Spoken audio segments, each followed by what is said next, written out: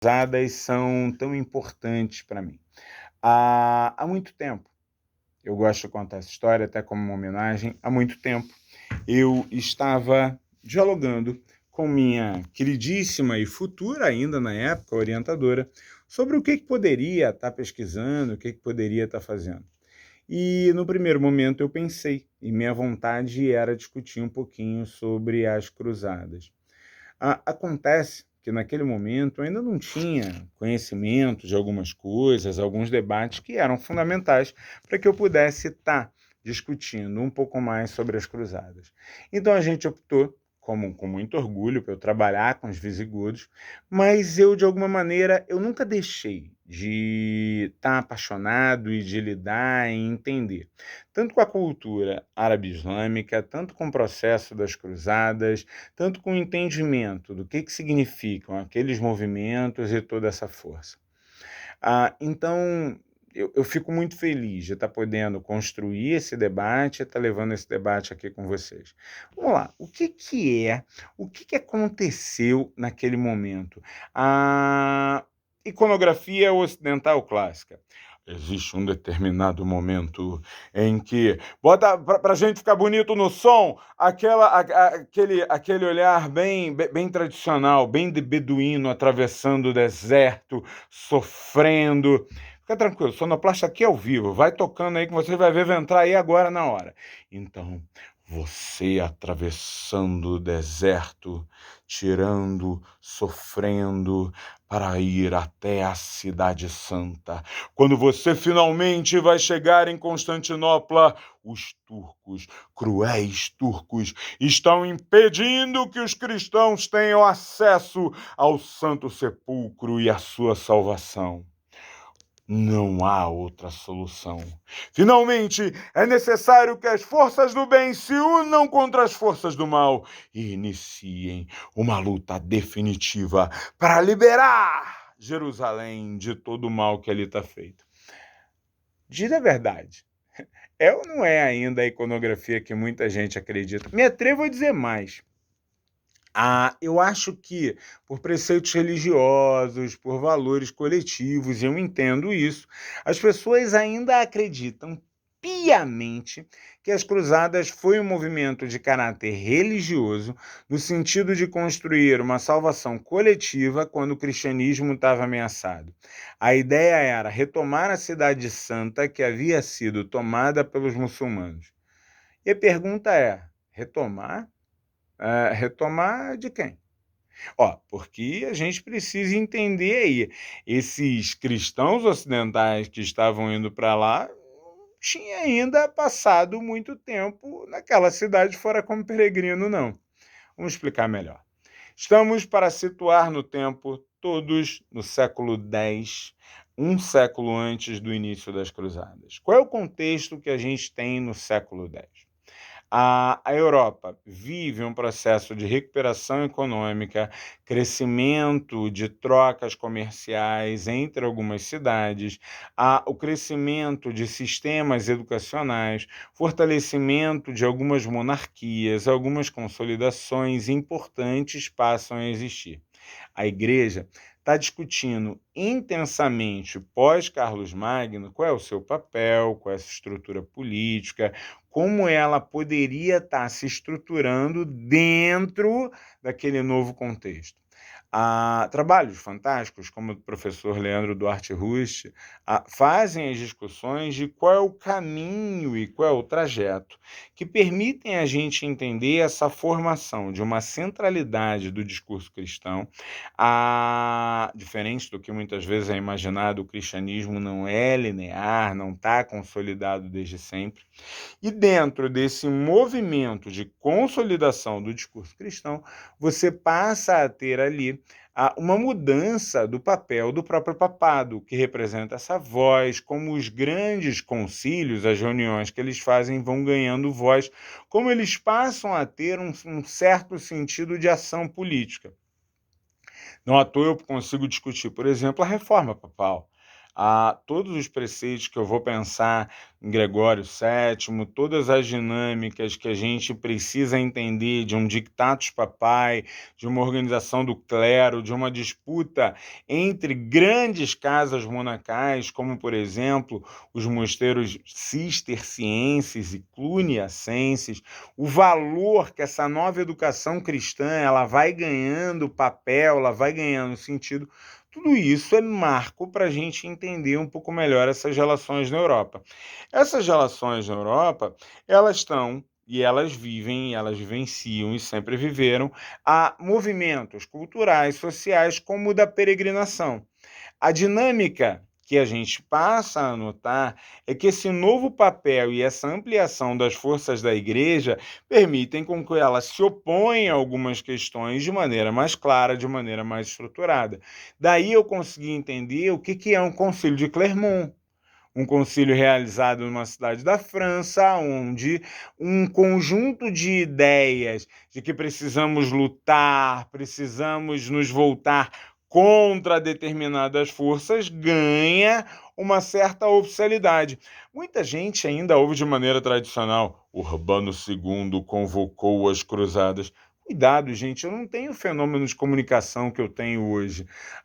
Essa dinâmica é um pouco diferente, mas sim, é uma ideia que já existia, que estava com peregrinos, que estavam com diversos grupos, e a igreja vai iniciar uma articulação.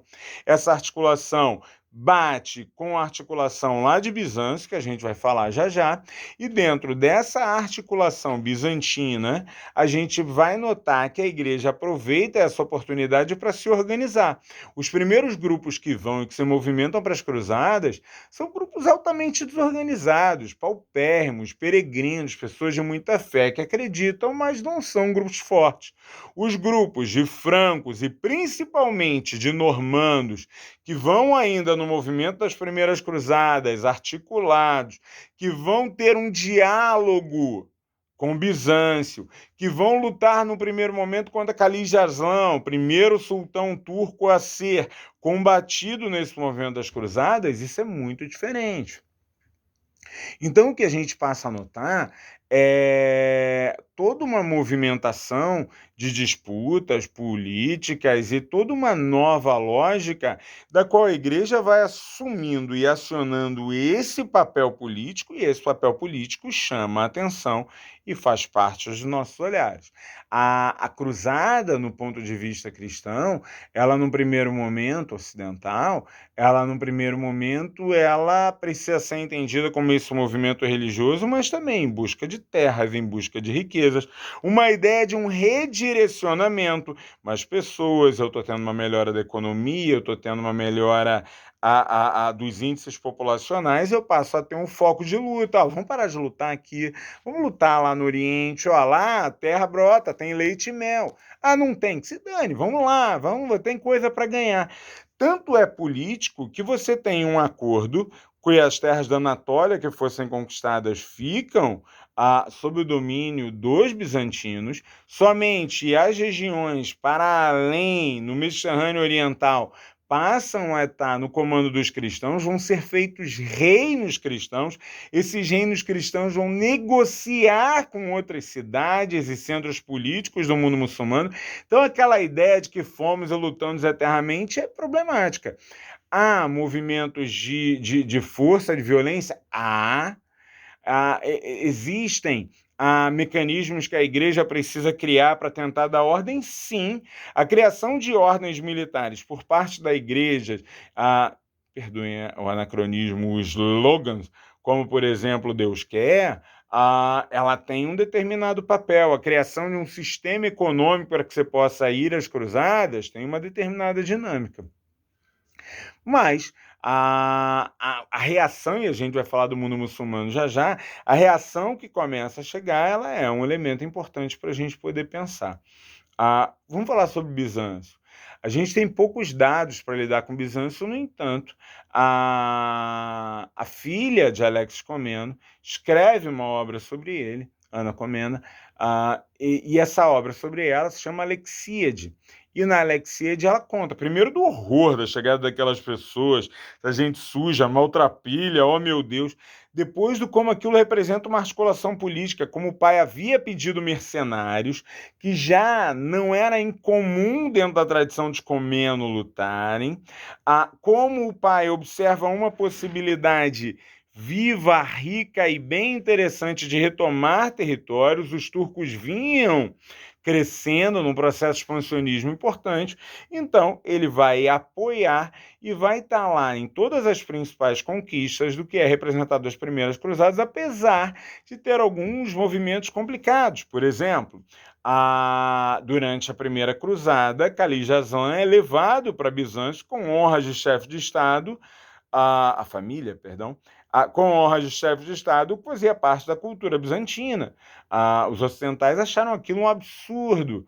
Em massacres, como, por exemplo, na cidade de Marrá, os bizantinos se recusaram a lutar. Depois, você vai ter, já na organização e na presença desses grupos, muitas vezes cidades bizantinas sendo atacadas. O Chipre, por exemplo, quando vai ser conquistado, o Chipre é domínio bizantino. Manuel Comneno vai justamente estar buscando lideranças muçulmanas para dizer, não, vamos nos unir contra os cristãos. Não, mas não era uma disputa religiosa? Depende desse ponto de vista. E, por fim, vamos pensar no mundo árabe islâmico. A gente precisa notar primeiro, o mundo árabe islâmico viveu o que a gente chama de Era de Ouro. É um momento de que, desde a consolidação dos abássidas, o crescimento comercial, as trocas das cidades, a expansão do mundo muçulmano era algo muito forte e muito claro. Mas a gente confunde muitas vezes com a ideia de uma expansão árabe, de um grupo específico que saiu conquistando tudo. Não. A gente tem a consolidação de uma cultura, de casas de cultura, de centros, de cidades da Península Ibérica, cidades da China. Da China, rainha. Para quem não conhece Mil e Uma Noites, vale a pena ler. E Mil e Uma Noites, inclusive, a figura do Aladim é chinesa. Sim, Aladim é chinês, minha gente.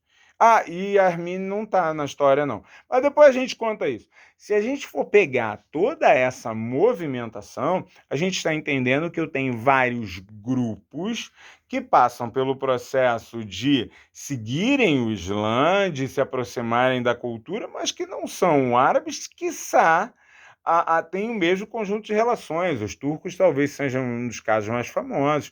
Primeiro eles atacam Bagdá, vão ser rechaçados, depois uma série de acordos, eles se convertem até se tornarem os senhores de Bagdá e iniciarem uma expansão turca dentro do próprio mundo muçulmano.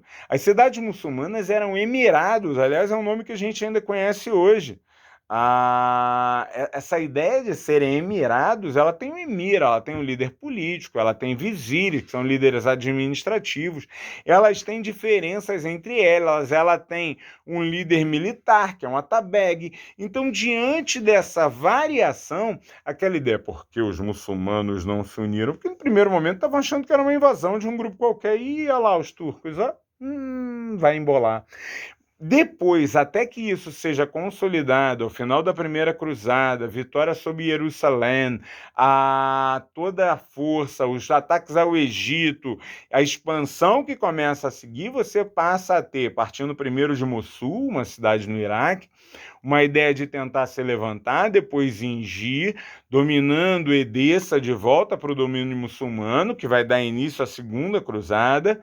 Quando você vai ter essa movimentação da segunda cruzada se tornando crítica e entrando com novos debates, a gente tem figuras como o senhor Nureddin e o levante que vai ser estabelecido a partir de Alepo, como essas forças de apoio ao Cairo direcionadas para o próprio Saladin vão ser fundamentais, como Saladin ganha notoriedade, Saladino ganha notoriedade, vai ter a conquista de Damasco, a unificação com Alepo, as novas estruturas políticas e o início de negociações disputas que vão se consolidar na retomada de Jerusalém, na retomada da cidade de Jerusalém.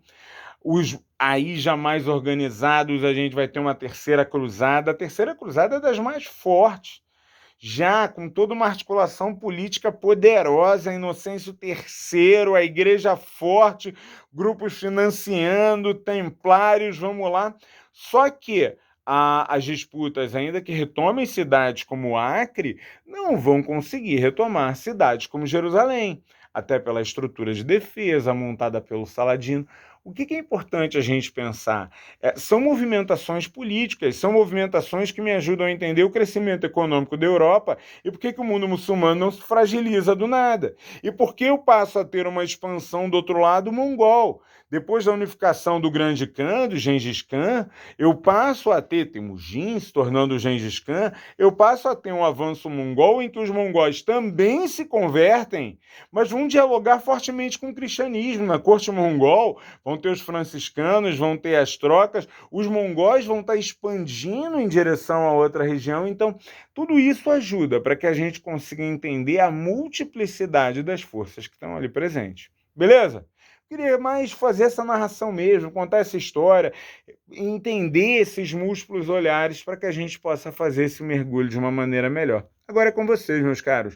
Boas leituras, bons estudos e um grande abraço.